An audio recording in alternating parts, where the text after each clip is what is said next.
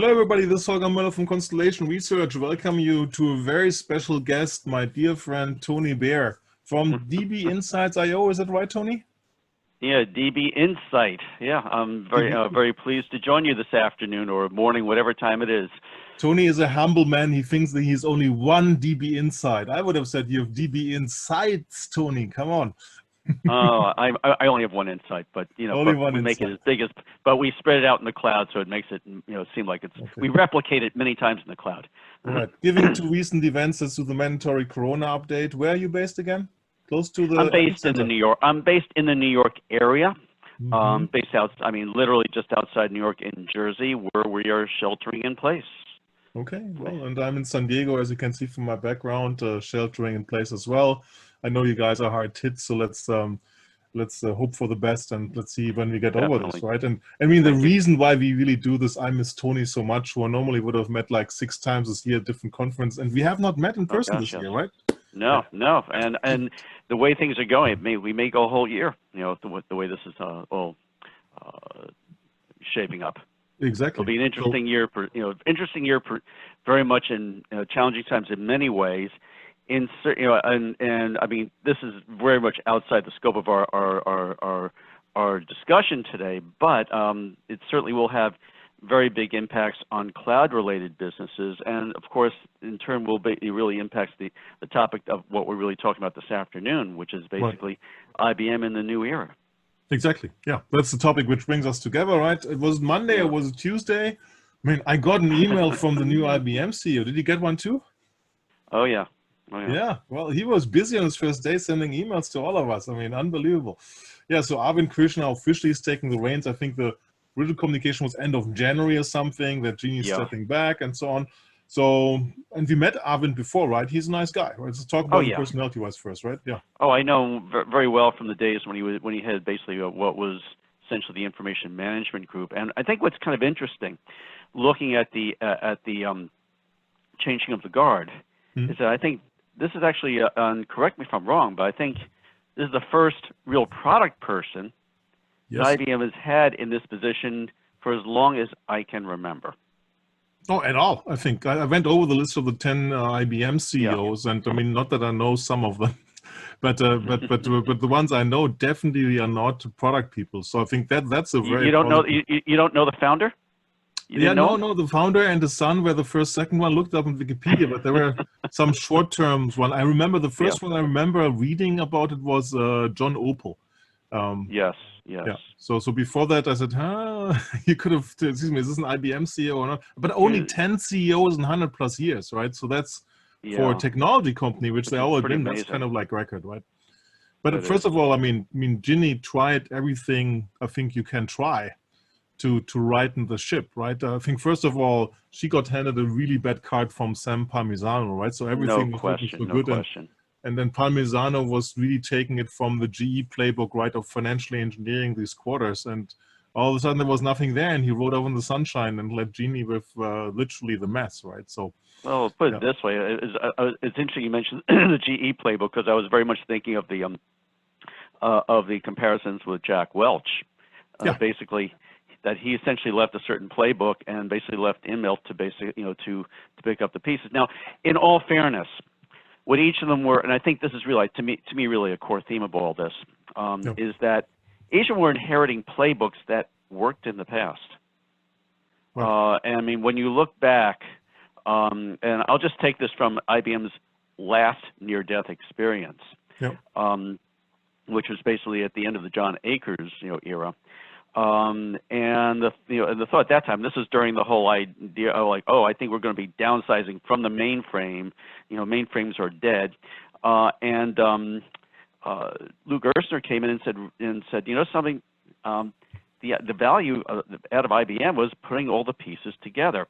And if you think about, which ended up being a very, and so they were transitioning from a hardware-led company to a services-led company, which at the time was a perfect idea, because that was the time essentially during the 1990s we were in the run-up to Y2K, where we were re-engineering all our systems, and we needed basically professionals to put this together. It was the heyday of the system integrator, and so IBM really rode that. But today is that, or that recipe essentially kind of ran out with the 2008, 2009 recession. And I think the reason why we're having this conversation today is that I don't think really Ginny really fully picked up on that, and that today basically they're having to pick up the pieces from having to deal with a strategy that did well in the 1990s and petered out by around 2008, but it took IBM a decade to hopefully realize that. I don't know if they've realized it, but but at least we're starting. I think the dialogue is really starting to happen. Right.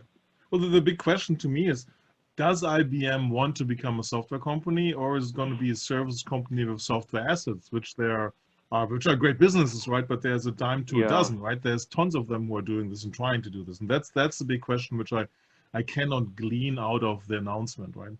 So yeah, no, I totally agree with you, and I see a couple things. First of all, I really liked your idea about splitting, IBM into basically essentially software and services arms, which to some half-hearted extent has been tried in the past, but never really fully executed. But the other part of all this, and I think this is really IBM's systemic problem, and in this case I will compare them to Oracle. They're both, Oracle maybe is not quite as big as IBM, but they're certainly in similar magnitude of companies with hundreds of thousands of employees. Yeah. Maybe IBM's about twice that, but whatever. But still, IBM is three times that, right? So yeah. Okay. Either way, but you still talk Oracle about does not figures. implement SAP and other stuff, right? So yeah. but we won't go there. You're right from the point is like from the old guard vendors who still have a plain cloud, right? Oracle and IBMs are literally the last man vendors standing. Yeah.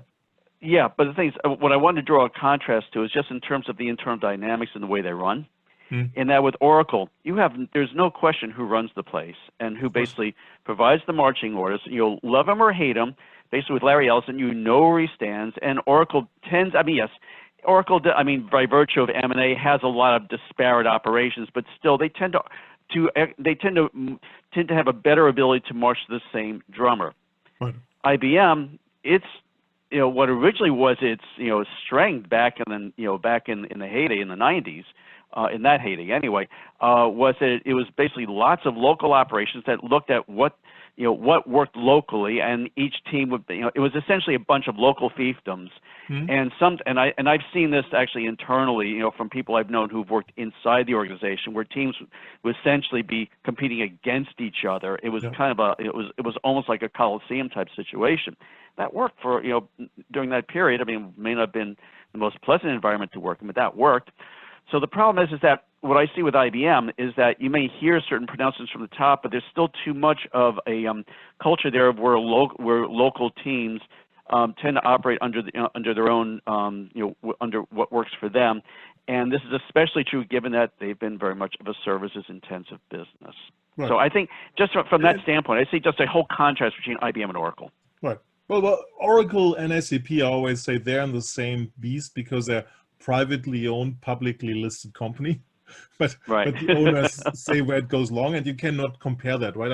I lived through that firsthand. I worked for SAP for 12 years, right? I was a board assistant to Hasso and Henning, and Hasso could just do things, right? Henning had to check with Hopp and Plattner if he could do these things, right? The stress levels and till decision could be made so much harder. And let's remember, right?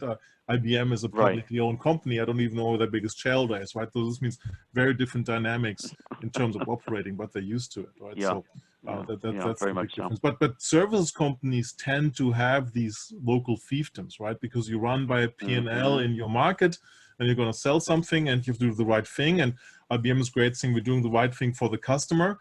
And there's always this point where if you're a vendor consultant, will you do things which are right for the customer, which go beyond your own product scope, right? And that's an area where SAP, Oracle, Salesforce, Workday, with their limited professional services resources, will never go, and customers will not ever ask them. IBM, for some reason, has stepped up to that, right?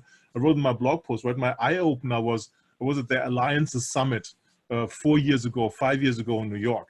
And over 100,000, a third of the company IBMers make their money with different software assets, right? So the SAP, Oracle, with PeopleSoft mostly, and Microsoft, whereas the three, not even Salesforce was in those, right? 100,000 IBMers every day make their money, earn their wages through services around other people's software assets, which I always knew there were lots of SAP consultants on the IBM side, but I never thought that a third of the company.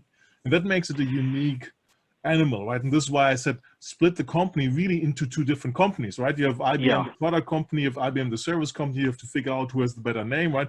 We saw the HP and HPE, which kind of like is difficult, right? But went better, right? Both parts are still more valuable today despite all these problems than they were combined, right? So this is, I think, the only way for IBM to get the software market, because from my view, there's a lot of software inside of IBM despite all the sales they've done. We'll put it this way. What this reminds me of is the classic sort of, I guess, tension between, do we go with our own services? Do we promote partners? And the thing is, each arm of the business, the services arm of the business is trying to promote its P&L, so it will want to try to basically bring all that under, under its umbrella. Whereas the software organization says, you know something, we have a tool, and our strength is in a partner community. And the two, and I saw this, as I said, through people that I knew that worked inside the organization. I saw this happening repeatedly. I think another interesting point, though, which sort of I guess sort of underscores this, is that in the app, you're talking about Oracle and SAP. Well, they have applications.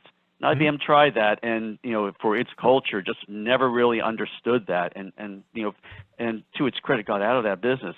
But the result of which is that they really lost a lot of IP with that, and a lot of sense of that I guess we have to basically work off the kindness of strangers, in this case software, and so that probably this is certainly not to minimize IBM's infrastructure software, and especially the area that I follow in the in the data and analytics area. But even there, I've been seeing just in terms of the database, just varying messages over the years. We're in the database business. Oh, we're just giving it away. We're in the database business. And today, like, what is DB2? It's in the eyes of the beholder. So the thing is, I just don't think that IBM has a good, has a good feel internally as to, what is software. I don't think they have a really good feel for that. Yeah, it doesn't have the software company DNA, but now it has a product person as its leader, right? But the whole setup to put Krishna in place is kind of like what I've seen many times in my executive career, is like you complain about something all the time, and when the opportunity arises, the CEO, the boss says, hey, you've been complaining about this, why don't you go now and fix it, right? So Krishna, who has been the architect of the Red Hat acquisition, he now has to deliver on the multiples which were part of the equation, and that's a tall order. And that at the same time is my concern, because how they set themselves up, right? So Jim Whitehurst, the president or the CEO, former present CEO of Red Hat, right? He has basically all the products, right? And some other things and strategy and so on, right? But the product itself, because they don't want to break it, which I totally understand, right? They have with the former CTO, with Jim Cormier, as a Red Hat, right? And they want to keep Red Hat independent because they have non-IBM customers, right? So here they understand that there will be also Red Hat partners, right? So exactly the problem you said before. So we'll see how well that goes, right? But then the surprising thing to me is they're hiring the CIO, CTO of Bank of America to run IBM Cloud. Right, so everything has to come at Arvind together. So he's been running the cloud business basically himself, and I think he needs other priorities and other things to focus on, because IBM needs more than cloud. Yeah, that's my view on that. Yeah, no question. I mean, number one, Arvind certainly has an obviously much bigger remit, and the thing is that I would consider that he would be a failure in his job if he were still micromanaging the cloud. He needs somebody. He needs a a right-hand person, man or woman, to be basically taking that over, so he can basically take care of the bigger charge of basically of running IBM as a company and as a mixed ecosystem that includes cloud and also non-cloud assets.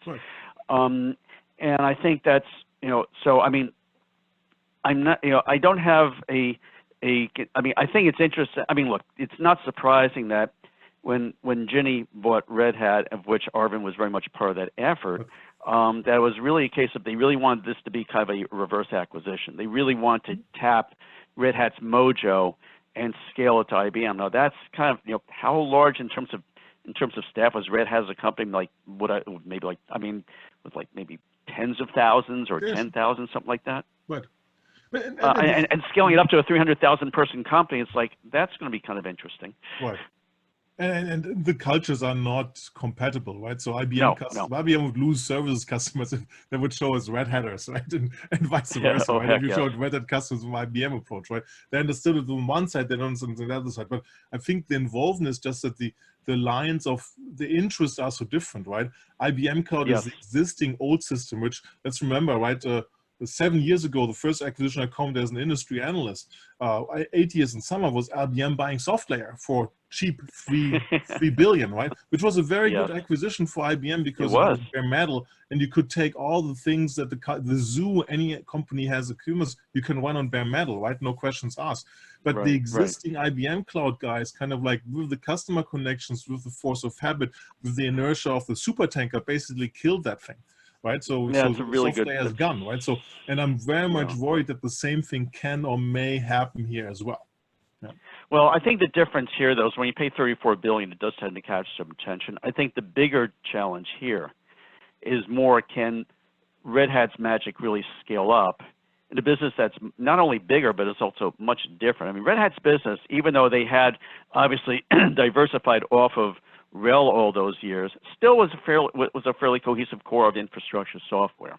And so there was a common mission, whereas IBM, being a very diverse, company, and it's a highly varied mission. And so therefore, the same it's just like saying before that the formula that worked on, in different time periods for IBM is not going to work in other time periods. In fact, the formula that worked in Red Hat as a business is not going to necessarily work for all sectors of IBM's business. So, that's going to be a challenge.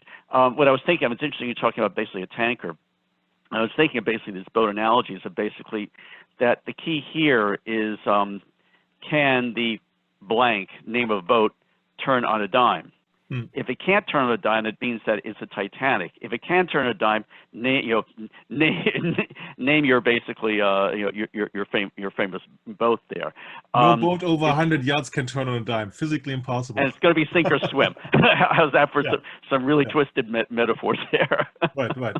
No, but the interesting thing is, like, doesn't IBM need more than hybrid cloud, right? Because the product portions is very, very small, right? And even if you think Red Hat before OpenShift, right? Like you said, RHEL was going away. The cloud is killing that. Right. The cloud is using Red Hat Linux. Right. And they had emerging bets, right? And OpenShift PaaS, right, has been an emerging bet, not just from the hybrid cloud capability of running containers, which basically, like Arvind said in his interview with CNBC, is Kubernetes. Everybody runs Kubernetes, right? So that's nothing almost specific. Everybody, as I've learned the hard way. I'm finishing up a hybrid cloud report right now. I won't mention any names here, but I actually got some.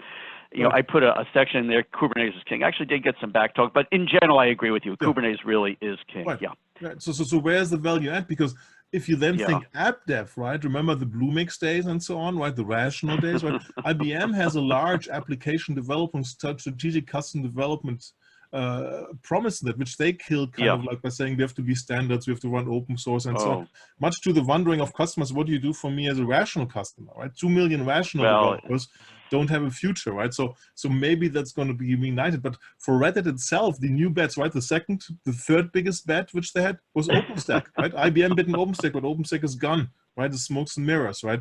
Which was kind of clear then too. So the bets which Red Hat by itself had to do to keep the growth, to keep the company being Red Hat, didn't work out. So this is why I was really surprised about the price they paid, and I cannot see how that's going to fuel IBM, right? I'm very doubtful in the payback, but I'm not a financial investor, so don't have to worry about it. 34 billion is going to be hard to pay back, no matter how good an acquisition this is. Right. I looked at those numbers and I was just having a WTF moment. But we're going to keep this one clean and wholesome here. Yeah. But anyway, no. The thing is. The other, I totally agree with you that essentially what they're, the claim to fame that they bought Red Hat for, ostensibly was for OpenShift and hybrid cloud. From a bigger standpoint, it was really trying to get the Red Hat sort of culture and the Red Hat way of innovating and doing things. And those are two different things. I think in terms of hybrid cloud, it's really, it's interesting. Were you at the IBM did, I think about a year and a half ago, it was the day of the November blizzard in Yorktown Heights. Were you at that meeting? It was an analyst meeting on IBM Cloud. No. Consider yourself lucky. You were one of the few who was not stranded there. I actually got out there early, so I was lucky to get home that day. But weird things happen whenever IBM holds analyst meetings up in Yorktown. But that's a whole other story. But remember the Stanford days, right? With the SWGAI, right? So that was a good old IBM software analyst meeting. Remember? I love those meetings. But at least there you had at least as a New Yorker, I had a dependable way of getting back, which was Metro North train. But drive back from Yorktown Heights, which is in the middle of nowhere, in a blizzard that nobody predicted. But anyway, getting off that though, the thing is that what struck me at that meeting, besides the poor timing and location, was the fact that IBM at that point really kind of admitted, sort of like, we really didn't make it on, we kind of lost that battle on cloud, and so we're going to stake our claim is basically we're going to help you manage multiple clouds. It's kind of like the classic exit strategy. If we don't get them for this, let's at least get the customer for that. But the thing is, at that point, it was still very much a services-driven, type of approach. And the other thing, and one thing which does disturb me, and this comes out of my more recent research, is looking at, I've been looking at hybrid cloud. And again, IBM is, capable of some some excellent technology. And for instance, Cloud Pak system is a very well thought out, basically turnkey, basically private cloud device. And I was looking at Cloud Pak for data because I'm a database guy. And I was asking them, I said, look, would it be, because this is an area I see as opportunity for a lot of these cloud providers with hybrid to basically start to extend, not just to sell their system, but to sell their management on premises.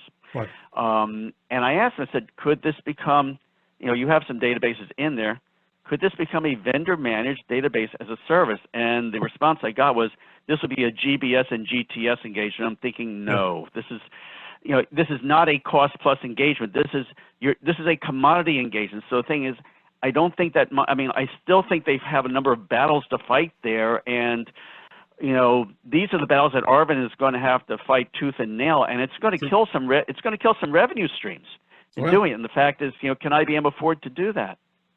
Very good. And can they afford not to?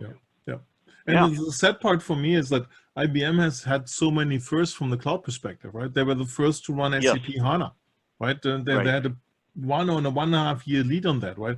They were the first to realize and hear from their customers about the VMware part, right? So running VMware on IBM Cloud, they were the first, right? Years ahead of AWS, right? And the rest of that. The problem I see, and in my blog post I call it the IBM diseases, is that a product which you have at IBM is either only being used by IBM for IBM customers, and these are large-scale engagements, so you never manage to productize, get me all the SAP HANA load, no matter what it is, give me all the VMware load, and then if the product isn't good enough to, it has a large part of professional service, that outcome at IBM is okay, because partners are paying for the, customers are paying for the service already. So products see the light at IBM, from my view, which should never see the light of day at their competitors, because they don't want to give that share of wallet right away, right? And they need to keep the TCO down, right? And any money, if an Oracle or if an MicroStrategy, just to throw out the names or whatever it is, right, leaves a certain amount in implementation cost to partners, that's good, but if it's too much, they have a problem, right? So they try to always decrease that and show software value, and that's what's lacking a little bit in the R&D organization for products at IBM, in my view. Yeah, well, it's the classic issue of can we basically commercialize product? Can we get from basic research to applied research, or at least have research that's basically market driven? Can we take the product from being okay to make the product good, great? Right, that's the fine line where if I have lots of people who implement it and I make the revenue from them implementing, it's okay that they don't have to be on the beach. I think I don't build great product. Well, put it this way, I see, it's kind of like, I see points of light in there. For instance, I was looking at what had been, and unfortunately, this is a criticism of IBM in terms of I tend to, the branding is very confusing, but it was essentially, I think, either Watson Data Studio, which included, and I may have the exact product name wrong, but it was a very, it was a very ingenious blending of basically data science experience with a lot of with data governance. I mean, when IBM puts their mind to it, they can come up with some very incredible product. the problem is the carry through. Will it basically, is this going to be like implemented as a cost plus services engagement, which then essentially defeats the purpose, or is this, or can these basically be put out basically as a mass based as a service that's charged on basically on commodity prices? That's what they need to do, but I think that's the model. And the thing is, and that type of model then spurs you to basically you get into this sort of very, I mean, I don't know if agile is the right term, but basically doing kind of like continuous improvement of the product to make that good product, as you say, great. And the problem is they lack that feedback loop because their sales tend to be, using development metaphors, too waterfally, services driven, which tends to be very, job or project based, as opposed to we have an ongoing subscription engagement, and it's as a service. And worse, the consultants will fix the product. Yes. Right. And exactly. It's part of what the customer pays for. The customer engagement. Customer gets the product. The customer is happy, but it's one customer you made happy. You didn't have the pipes back, despite people have the same logo on their paycheck. Right. That's the dilemma of all service company trying to build product. Right. Then the readiness to the product good enough, investing in the marketing, the standalone part, and I see that declining. So that's, I think, the big question: how much does Arvind want to push things into the software category, or just leave it in this current modus operandi? Well, two things. One is this is why I think your idea about splitting the two up was a great idea. But number two is that it's a lot of internal culture, and basically, can he contend with that culture? Right. And I think, as you're saying, I think probably the only way to do it will be through through a spinoff. Because I mean, it's just so entrenched, and the only way you're going to get a lean-focused organization, a lean Red Hat, is if you divorce it from the services organization. Because Red Hat basically did not have I mean, yes, like every software company, there's some degree of professional services, but they were not a services-driven company. They were more of a self-service-driven company. Right. Yeah, absolutely. No, that's the whole idea, right? You're the technologist, use Red Hat, and you're the star, right? You don't have to ask for a consultant budget and so on, which for Linux operating system doesn't even make sense, right? So, but then on the flip side, right, Jim Whitehurst is there too, right? And I read between that, like, he could be the CEO in waiting. He's only 5 years younger than Arvind, right? So that's not a big difference. But he has to mainly fight these cultural wars, right? And this, I think, might be even a smart Machiavellian setup, right? Because people saying Arvind's not going to be there for a long time. Whitehurst is the CEO in waiting, right? IBM usually never gives away the president title. I tried to research and find when was the last IBM president. I couldn't find anything. It's always CEO, president, chairman of the board, vice chairman of the board, and so on, right? So IBM CEOs like to keep all the power together. So that's the unusual hype. And the interesting in Whitehurst is, right, he's not even a high-tech guy from the start, right? He used to be the CEO of Delta, and then went into high-tech, right? So I think he brings a mix for that, but he has to succeed and fight all these cultural battles. Otherwise, he's going to be done, right? So I have a little bit of sort of, I'm kind of looking back, and so a little bit of a regret of that when Ginny ascended. I was actually rooting for Steve Mills, but I think Steve Mills at that time was just, I think he was like 5 years older than Ginny, so therefore considered to be, too old for the job. But I'm thinking that this is someone who really did know how to, I mean, he actually did pull a software organization together. And that was actually, they were actually, I think, probably, really, the bright point of IBM during those first, during basically the last of the Palmisano years.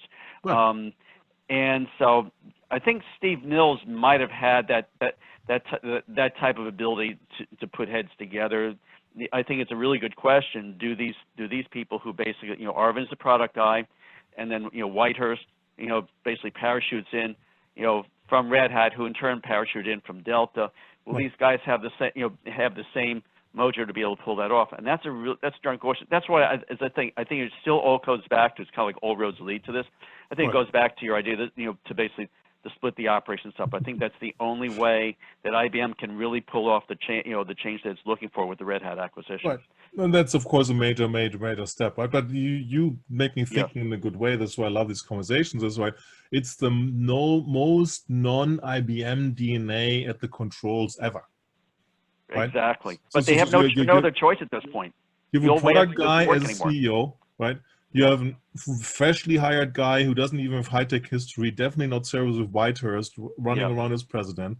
You hire a CIO from Bank of America to run your cloud, not somebody who comes from those ranks. And you depend for the future of the company from hybrid cloud on Jim Cormier, who runs a separate Red Hat organization.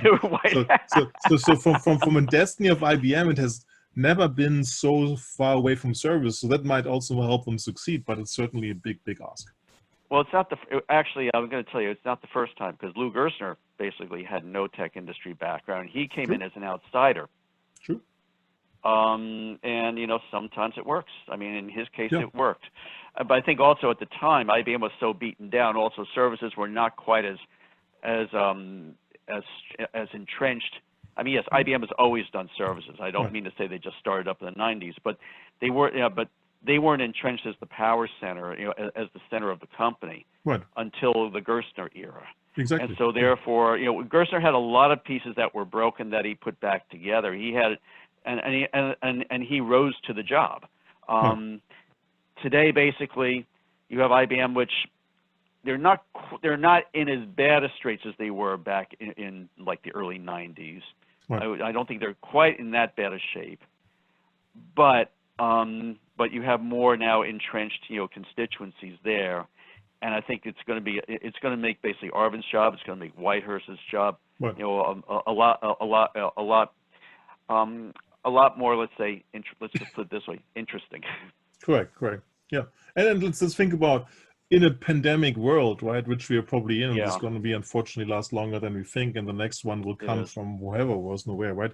Delivering service is very hard, right? Because service relies on the personal interaction, right? I mean, throwing people in planes, being gone from Monday to Thursday, which is from a human perspective a horrible model, right? But that's how the money is made in services in the whole industry, right? And that will have to change most likely, right? So the service business itself is, forget about all the rest. If you think about SIs, the service business is in front of a massive transformation. Yeah. Yes, no question about that. And look, if there's one thing that basically prompts that, prompts the type of transition or transformation that IBM has to make, it may be that the services are just not going to be able to, the traditional service model is just not going to. I mean, it wasn't working. I mean, it wasn't working. I shouldn't say working. It wasn't growing before. With cloud basically and commodity. But I think basically the residual impact of the coronavirus, COVID-19, pandemic, is that there's going to be even more kind of flight to safety, which in this case is going to be in the cloud, and it's going to be essentially like no-touch, low-touch services. It's largely self-service. That may, I mean, if they're savvy enough there, that and again, I hate to sound like a broken record. I think that even reinforces the case for basically a spinoff of the services group. Well, what are we optimistic about for IBM, Tony? For me, I mean, they have very interesting things on the quantum side, right? Going back to the roots on the hardware side. Right. The mainframe, despite all this talk about its death, is not going away. There's certain nodes which run best on the mainframe. I think IBM has done a very good job of bringing modern software architecture and that code assets which can run on the mainframe, run Linux on the mainframe, run containers on the mainframe. That thing can run everything. Yeah. So I don't see it going away, but will be slowly shrinking, of course. What are we optimistic otherwise? We'll put it this way. I mean, the mainframe. I don't know if you were here in the States back in the 70s, but in the early days of Saturday Night Live, when just after Francisco Franco died, every week after that, Chevy Chase would keep coming on, and I'm now dating myself. Say Francisco Franco is still dead, and we can say that about the mainframe. The mainframe is still dead, except a little bit of a sense of irony there. No, it's not going away, and the thing is, and quantum is certainly. That's a real sort of riverboat bet. Now, of course, IBM is not the only one that's pursuing quantum. Google has efforts, Microsoft has efforts, but Microsoft, I should say, IBM has been very hands-on with this and busy building up community there. So they have some. So it's a very impressive potential, future moonshot. All the more this is kind of going, I guess, sort of tilting against windmills here. Initially, to quantum probably will, require a lot of services, but it's not going to be the same services we have today, and not from the same people delivering this. Correct. I think probably, I'm just thinking this out loud. It's still going to require, I think, probably more self-service type services, and remote services. So it's going to be a very different services model. Yep. That said, I still think it still proves the ultimate point that IBM needs to separate, into a products company and a services company. Hey, I just wanted to say, I'm not paying you every time you say that, okay? I know that, but it's like it just keeps coming back to this. It's like, yeah. How are you going to get this focus without having to basically deal with all this, all this interference? And the thing is, I think that's, I am sounding like a broken record. And yes, you came up with the idea, but still, yeah, I think, as I said, quantum. Seeing some of the folks that, seeing some of the, products that the data and analytics group is coming out with. I mean, they have some world-class product there. And the thing is that they need to, and the thing, and look, I also see that even, that hybrid cloud is potentially going to be a strong play for everybody. I mean, notice that everyone has gotten into the act. Yeah. Because the fact is not everything is going to go into the public cloud, and the fact is there's going to be a need for essentially kind of a bridge between the two, and that and I think there also is a bit of a backlash, against the industry leader, which always happens against any industry leader. Normally, yep. I mean, and so therefore there are things that IBM can profit off of. I think they'll be best able to profit off that as a products company. Right. And then we'll see how successful they are, like of everything, how much net new customers can they attract, right? If you're IBM, you have a large installed base, you have a huge book of work, right? Can keep selling things into internal and then shrink like 2-3% every year. And that's de facto what's been happening with IBM the last 10 years or most of the time, or 9 years, 8 years, unfortunately, right? Because we want to see software companies do well and grow, right? It's good for our business. Right. It's good for customers. Everybody wants to see that. That would be nice. We'd like, we like growth, right? We like successful software companies. And that's really the challenge for IBM, that it has to bring those services to net new customers and grow the market share of the software platforms behind it, and not just service the existing customers. And every now and then win a new one, but nobody talks about when they lose one, right? So it can't be an outsum game for IBM to grow, and they have to find those growth strategies. And it's not clear to me, not tangible enough, what these growth strategies are going to be. Yeah, well, number one, it's early days. I mean, I think the most important thing is that Arvind has to basically get his hands on the organization, and he has to be able to get all the key constituencies aligned, which has never been an easy. I mean, I think Gerstner was the last one who was able to do that. Wow. The fact is, internally, do they feel the same sense of urgency? Right. No, I definitely think that I mean, there are. I mean, I think another interesting point that you made in your piece, and I'm trying to think about to what extent. I mean, Microsoft has proven that it can be done, because if you look back 10 years ago, you had the era of Palmisano and the era of Ballmer that roughly coincided. Right. And Palmisano in his time was seen as a success because he was able to write off a revenue stream, and basically the problems were not evident yet. Whereas Microsoft was actually, from a revenue standpoint, successful during the Ballmer years, but the problems were visible because a lot of this started from the ground up, the cloud, the LAMP stack. And so it seemed more of an existential threat to Microsoft at the time. And what I've seen in Microsoft with Satya is not just a product change, but a huge culture change there. It's a very different organization today. But he also inherited an organization like IBM, which had lots of factions. I mean, under Gates and Ballmer, it was like everybody fought and made the best, made the strong. It was a gladiator fight. Same thing at IBM. So if it can be done at Microsoft, it can be done at IBM as well, right? So I think the key thing, I mean, it's a great example, right? Indian CEO as well, right? So we have the rise of the Indian CEOs in tech industry in general, right? I'm all power. I love India. I think it's great. When Arvind comes from IIT Kanpur, one of the first IITs, right?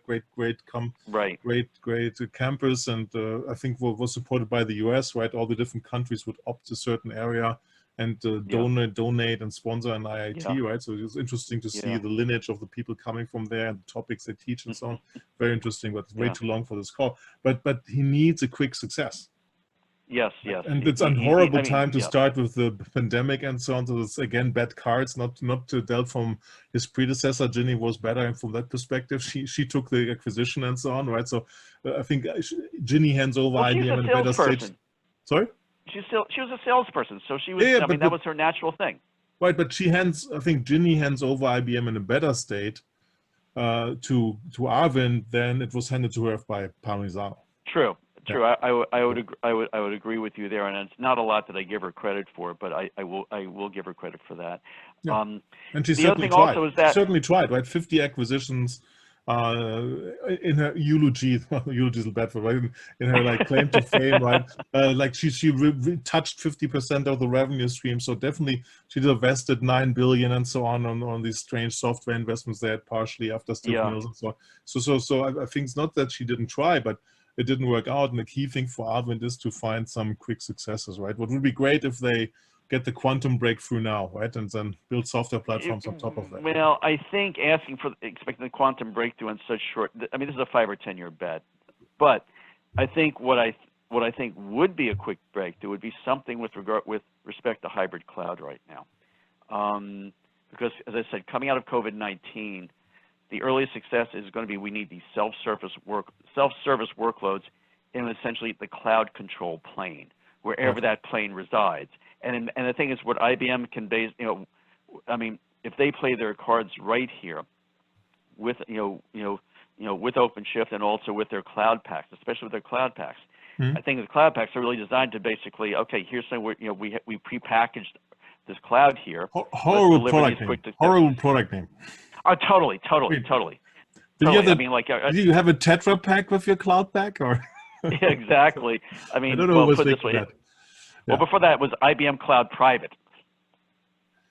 Which is still better, right? Because that's what it was, right? At least call things what they are, right? But the pack sounds like your backpack. Well, that's a really good point, because when I was starting the research on hybrid cloud, I was trying to think of cloud pack. It's like, what is this? I didn't know it. Just, I mean, it's not.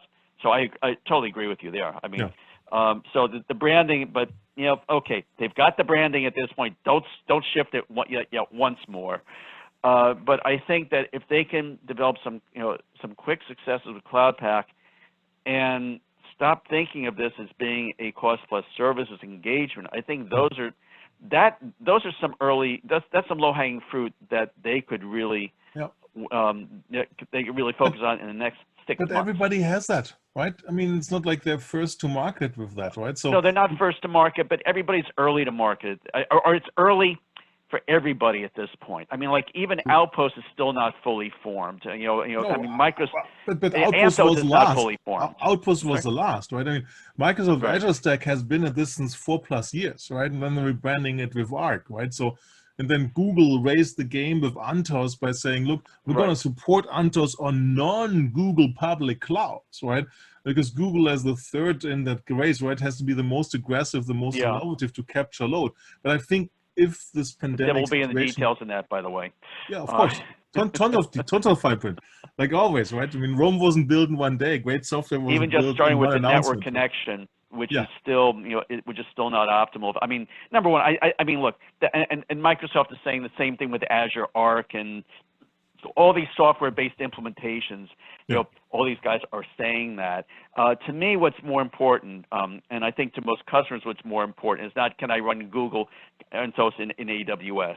What they want to know is, can I basically get a cloud control plane that essentially simplifies, my IT operations, reduces the cost, and allows me to become, more agile, so I can start to add services when I need them without having to figure out how to, all the complications of deployment. Where Kubernetes is operating, but it's in a black box, so I don't need Kubernetes experts on my staff. This is the type of thing where if any of these hybrid guys, which would include IBM with cloud, because Cloud Pak does bury Kubernetes under in a black box. It's not OpenShift, where basically you're directly playing with it. So the thing is that, and they are the first ones. I'll give them credit here, to start doing a third-party partner program. And this is something which I think an opportunity for all the guys. This is one place where they are first. So if they can say, by the way, you want basically the benefits of MongoDB Atlas on premises, IBM Cloud Pak for data system can do that. I mean, that would be a type of low-hanging fruit. I mean, it may not show up hugely in terms of numbers on the bottom line, but it could get some incredible press.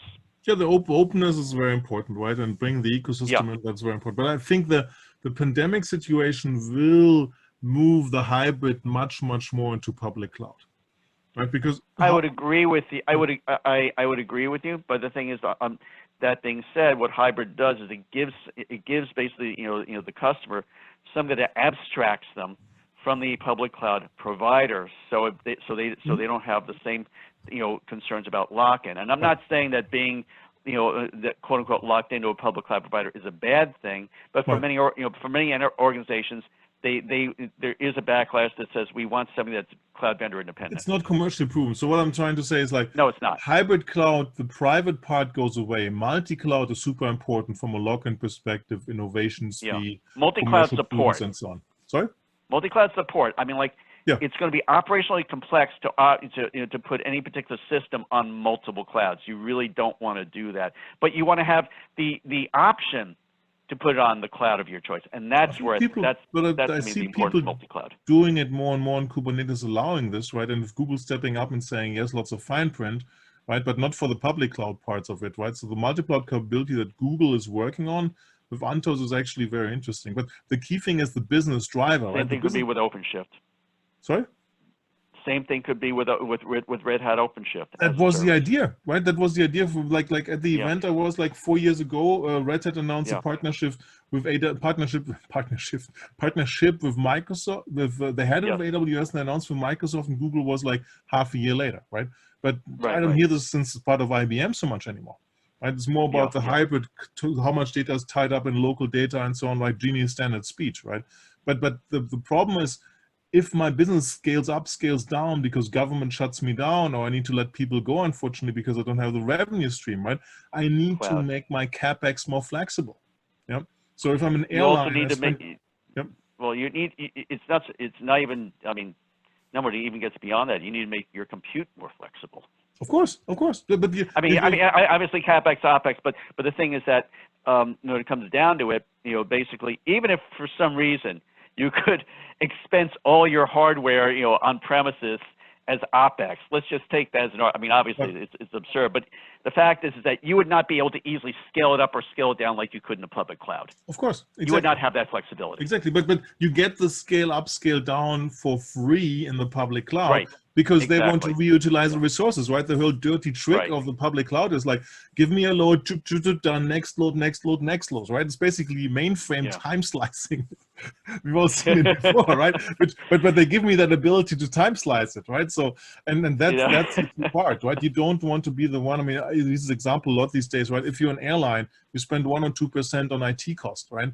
Which is negligible compared to your cost for fuel, for people, and for payment for the planes. Now, if you stop flying, you have to let go of your people. You don't have to pay for the fuel, and you don't pay the people who own the planes because they know you don't have the money. All of a sudden, your 1-2% of cost is 10-15% of your cost, right? You're wondering why is this mainframe here, right? And how do I get that load? Not just anything, right? Why do I have the server farm here that's not being utilized for my web service, right? Why can't I gracefully scale up and down? Why did I end up paying the capex? Let the cloud guys buy the capex.